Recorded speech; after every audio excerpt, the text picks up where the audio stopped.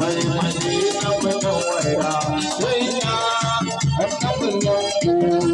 ina so kai samu tsira da aminci rauna sannan wanda ba su da adadi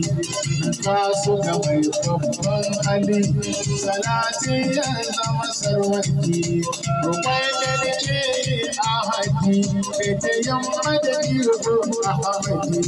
soyayya amura ta tsawa sunan ka kawai shafariya ana abinci gaba mata haifani ta mai dawaya sai na annabin yanki ina so kai shafariya alihi wa sahabihi Allah wa azwajihi sai abdul sadan shi sai da aminatu ummuhi وملا سنين سره بطاعة الرسول بقوله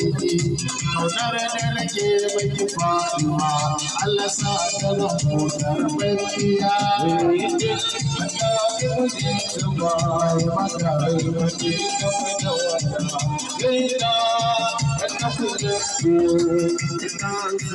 Thank you.